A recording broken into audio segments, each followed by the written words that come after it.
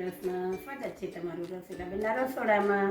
આજે આપણે બનાવશું એકદમ પોચારું જેવા અને અલગ ટેકનિકથી દહીંવડા। તો આવો બનાવીએ આજે આપણે દહીંવડા। દહીંવડામાં હું આજે ઈનો કે સોડા કશું જ નાખવાની નથી, છતાં પણ તમે જોજો એકદમ ફૂલેલા અને એકદમ મોટી સાઈઝના મેં દહીંવડા બનાવ્યા છે। તો ચાલો આપણે બનાવીએ દહીંવડા। દહીંવડા બનાવવા માટે મેં અહીંયા વાટકીના માપથી લઈએ તો અહીંયા 3 વાટકી એટલે 500 ગ્રામ। તો મેં 500 ગ્રામ અડદની દાળ લીધી છે, અને જો તમે વજનથી લેતા હોય તો વજનથી લેવાની। મેં વાટકીના માપથી લીધી છે, તો આ 3 વાટકી અડદની દાળ લીધી છે, અને એમાં આપણે અડધીથી પોણી વાટકી મગની દાળ નાખીશું। અને હવે આને આપણે સરસ 3 થી 4 પાણીએ ધોઈ અને ચોખ્ખી કરી લેશું, પછી એને પલાળી દેશું। તો જુઓ અહીંયા આપણે દાળને 4 થી 5 પાણીએ ધોઈ લીધી છે। અડદની દાળમાં પાવડર મિક્સ કરેલો હોય છે, કેમ કે અડદની દાળ બગડે નહીં એટલા માટે। તો એને આપણે સરસ કરીને ધોઈ નાખવાની છે, અને હવે એમાં આપણે દાળ ડૂબે તેટલું ચોખ્ખું પાણી એડ કરીશું, જે આપણે પીતા હોઈએ છીએ તે। આપણે દાળ ધોઈતી એ નળના પાણીથી ધોઈતી, એટલે આપણે હવે ચોખ્ખું પાણી એડ કરી દઈશું।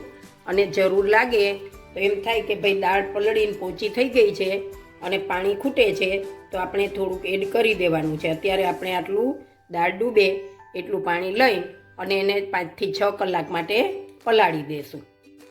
જુઓ આપણે દાળ પલાળી હતી 4-5 કલાક પહેલાં, એ દાળ આપણી સરસ રીતે પલળી ગઈ છે અને પોચી થઈ ગઈ છે। હવે આમાં આપણે જે વધારાનું પાણી છે એ પહેલાં નિતારી દઈએ। આડું છીબું રાખીને અને આપણે પાણી બધું નિતારી દઈએ। આપણા દાળમાંથી આપણે વધારાનું પાણી કાઢી લીધું છે, અને દાળ પલાળતી વખતે મેં અડધી ચમચી મેથી પણ ઉમેરી દીધી હતી, જે પલાળવામાં આપણે નાખી હતી। હવે આને આપણે મિક્સર જારમાં લઈને અને એકદમ ઝીણું પીસી લેશું। એકદમ આપણે ઝીણું પીસવાનું છે, અને આ પીસવામાં આપણે જોઈએ તેટલું જ પાણી આમાં એડ કરતા જઈશું, અને આ મિક્સરને આપણે પીસી લેશું। જો આપણી દાળ અહીંયા સરસ રીતે પીસાઈ ગઈ છે। હવે એકદમ આ રીતે ઝીણી પીસવાની છે દાળને, અને હવે આ દાળને આપણે આ જે પીસેલી છે તેને આપણે એકદમ હાથથી આવી રીતે એક જ ડાયરેક્શનમાં આપણે એને 5 થી 6 મિનિટ સુધી ફેંટવાની છે, અને એકદમ મસ્ત એનું ફ્લફી એકદમ બેટર બનાવવાનું છે। આ રીતે આપણે એને ફેંટીશું। આ વડાનું બેટર આપણે એકદમ ફ્લફી કરી દીધું છે, અને સરસ ફૂલીને જો વ્હાઈટ થઈ ગયું છે ને ત્યાં સુધી આપણે ફેંટવાનું છે। હવે આ છેલ્લા ઘાણની અંદર મેં મરચી અને ધાણા 4-5 લીલી મરચી લીધી હતી, અને ધાણા લઈને આપણને ફેંટતા ફાવે એટલે મેં એને છેલ્લે એડ કર્યું છે। આ રીતે આપણે છેલ્લા ઘાણમાં જે તમારે નાખવું હોય એ નાખીને આમાં તમે આખું જીરું, અજમો કંઈ પણ વસ્તુ નાખી શકો છો। મારા ઘરમાં એ વસ્તુ નથી ખવાતી એટલે મેં એને નથી નાખી, અને આ રીતે આપણે એને સરસ રીતે મિક્સ કરી દેવાનું છે। હવે આપણે આમાં બેટર પ્રમાણે મીઠું પણ એડ કરી દઈશું, અને પછી આપણે સરસ રીતે મિક્સ કરી લેશું। તો આપણે અહીંયા જોઈએ પ્રમાણે મીઠું નાખીશું।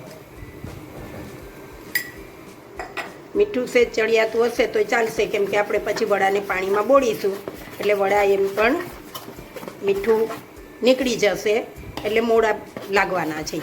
તો જો એકદમ પોચું થઈ ગયું છે ને, હવે આપણે એને કેવી રીતે એ ફૂલી ગયું છે ને પોચું થયું છે એ માપવા માટે આપણે એક ગ્લાસમાં થોડું પાણી લઈને અને વડાને આવી રીતે થોડો લોટ લઈને અને જોઈ લેશું કે આપણો વડાનો લોટ ગ્લાસમાં તરે છે કે નથી તરતો, તો આપણું બેટર તૈયાર થયું છે કે નહીં। જો આ ગ્લાસમાં પાણી લીધું છે અને એમાં થોડું બેટર નાખી અને જોઈ લેવાનું। તો જુઓ આપણું બેટર આમાં તળે છે, એટલે કે આપણું બેટર રેડી થઈ ગયું છે। તો આ રીતે આપણે બેટરને ચકાસી લેવાનું છે કે આપણું બેટર ફૂલી ગયું છે કે નહીં। અને કાથરોટમાં પણ આપણને ખ્યાલ આવે છે કે બેટરની જે ક્વોન્ટિટી હતી એના કરતાં ક્વોન્ટિટી વધી ગઈ છે। હવે આપણે ગેસ ઉપર તેલ મૂકેલું છે, તેલ ગરમ થઈ જાય અને ઓછી આંચ ઉપર એને પહેલાં ઓછું ગરમ કરવાનું છે અને વડા પાડવાના છે। તો ચાલો આપણે હવે ગરમ તેલમાં વડાને તળી લઈએ. આપણે અહીંયા તેલ ગરમ થવા મૂક્યું હતું, એ તેલ આપણું આવી ગયું છે કે નહીં એ આપણે જોઈ લઈએ અને પછી આપણે આપણા વડા પાડવાનું ચાલુ કરી દઈએ. તો જો વડું એકદમ તળાઈને અને ઉપર આવી જાય છે, આપણે ગેસની ફ્લેમ થોડીક વધારી દઈશું અને આ રીતે એકદમ મોટા વડા આપણે તેલમાં પાડીશું. જો તો આપણે એમાં ઈનો નથી નાખ્યો કે સોડા નથી નાખ્યો, છતાં પણ એકદમ ફેટીને આપણે બેટર બનાવીએ છીએ એટલે એકદમ ફ્લફી થાય છે અને આપણા વડા એકદમ સરસ મોટા અને ફૂલેલા થાય છે. તો બેટરને જે રીતે આપણે ફેટવાનું છે એ જ મેઇન છે, એને દળવાનું વ્યવસ્થિત છે અને ફેટવાનું વ્યવસ્થિત છે, તો આપણા વડા મસ્ત બનશે. તો જો આ રીતે મોટા વડા મૂકીને અને તમે એકદમ તળી લેવાના છે. હવે આપણે ગેસની ફ્લેમ થોડી હાઈ કરશું. તો જો બધા જ વડા તળાઈને સરસ તેલમાં ડૂબીને અને તરત ઉપર આવી જાય એટલે આપણું બેટર એકદમ બરાબર છે. વડાને આ રીતે બધા વડા ઉપર આવી જાય અને એક વખત તળાઈને ઊંધા થઈ જાય જાતે જાતે, પછી આપણે ધીમે ધીમે આ રીતે જાળાથી વડાને હલાવ્યા રાખવાના છે. અને હવે વડા સરસ આછો ગુલાબી રંગના થઈ ગયા છે એટલે આપણે આને બહાર કાઢી લેવાના છે. વડાને આપણે લાલ નથી થવા દેવાના, જેથી કરીને આપણા દહીં વડા ખૂબ જ સરસ એકદમ વ્હાઈટ રહેશે અને અંદરથી એકદમ પોચા થશે. આ રીતે આપણે બધા વડાને તળી લેશું. જો આ આપણા વડા સરસ તળાઈ ગયા છે અને પોચા થઈ ગયા છે, તો એને આપણે થોડી વરાળ નીકળે પછી આ રીતે પાણીમાં એડ કરી દઈશું અને પાણીમાં થોડી વાર એને આપણે પલળવા દઈશું અને પછી આપણે એમાંથી પાણી નીચવી અને વડાને બહાર કાઢી લેશું. આ રીતે આપણે એને પાણીમાં સરસ ડૂબડૂબા પાણીમાં બોળી દેવાના છે. આ રીતે આપણે થોડી વાર એને રહેવા દઈશું. તો જો આ વડા આપણે જે પલાળવા મૂકાતા એ મસ્ત રીતે પલળી ગયા છે, તો એને આપણે આ રીતે દબાવી અને એક થાળીમાં આ રીતે બધાય લઈ લેશું. આપણે આને બહુ દબાવવાની જરૂર નથી, કેમ કે અંદર બહુ પાણી ભરાયેલું નથી, એટલે આપણે પોચા હાથે આમ સરસ રીતે દબાવશું તો પણ આપણા વડા સરસ રીતે આખા ને આખા રહેશે. જો આ રીતે બધું જ પાણી નીકળી જાય છે. તો આ રીતે આપણે બધા જ વડાને દબાવી અને પાણી કાઢી લેશું. તો જો આપણા વડા બધા જ તળાઈ ગયા છે અને આપણા વડા કેટલા પોચા થયા છે એ જો ખબર પડે છે ને. જો એકદમ જાળીદાર થયા છે ને, જો મસ્ત એકદમ પોચા થયા છે. હવે આને આપણે પાણીમાં પલાળી દઈશું. તો જુઓ આ મેં દહીં વડા માટે દહીં લીધું છે મોળું, એમાં અમે 500 ગ્રામ દહીં લીધું છે. એમાં આપણે 2 મોટી ચમચી દળેલી ખાંડ નાખીશું અને એમાં આપણે થોડું સ્વાદ મુજબ મીઠું નાખીશું. અને એને આપણે આ રીતે ઝેરણીથી હલાવી લેશું. ઝેરણીથી હલાવીએ તો અંદર એકદમ જરાય દહીં આખું રહેતું નથી અને સરસ એકદમ લસ્સીની જેમ સ્મૂથ બની જાય છે. આ રીતે આપણે દહીંને સરસ ફેટી લેશું. તો જો દહીંને મેં મીઠું અને ખાંડ નાખીને ફેટી લીધું છે. દહીંનું બેટર આ રીતનું એકદમ સ્મૂથ થઈ જવું જોઈએ એટલે આપણું દહીં રેડી છે. હવે આપણે ડીશ તૈયાર કરીશું. દહીંવડાની પ્લેટ તૈયાર કરીશું. તો આપણે દહીંવડા આ રીતે આખા નહીં રાખીએ, આ રીતે કટિંગ કરી અને 2 કટિંગ કરી અને આ રીતે દહીંવડા આપણે ડીશમાં ગોઠવી દઈશું. આ રીતે